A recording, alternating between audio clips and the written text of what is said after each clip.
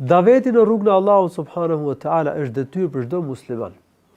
Por sipas mundësisë, secili sipas mundësisë.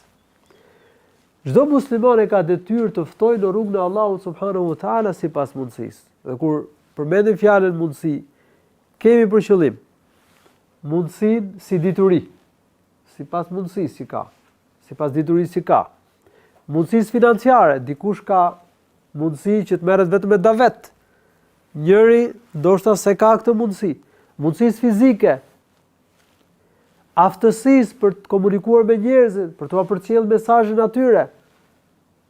Aftësisë për të bërë davet me urtësi, me këshill të mirë. Allahu i lartësuar ka thënë: "Ya ayyuha ar-rasulu balligh ma unzila ilayka min rabbik."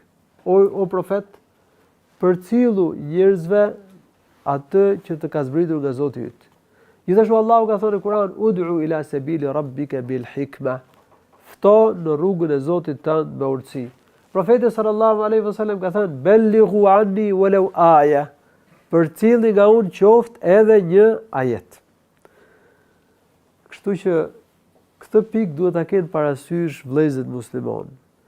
Sepse ka njerëz që gabimisht mendojnë se detyra e thirrjes është vetëm e hoxhës, vetëm e imamit, vetëm atij dietarit që jep mësim diku në Arabi ose atyre hoxhollarëve që japin mësimin në xhamia.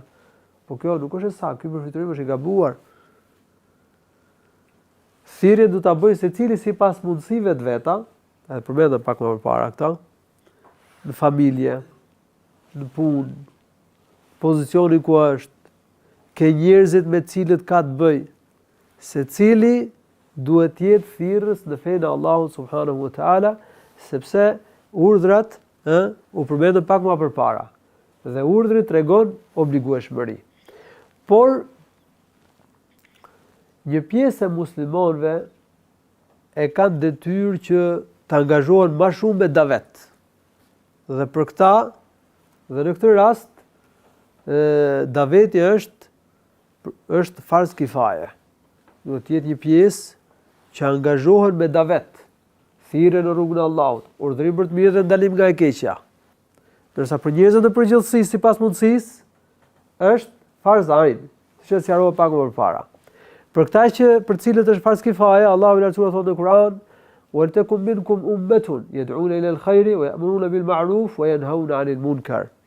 Le të jetë për ju një grup, të cilët i ftojnë njerëzit në rrugën e drejtë në mirësi, urdhërojnë për të mirë dhe ndalojnë nga e keqja.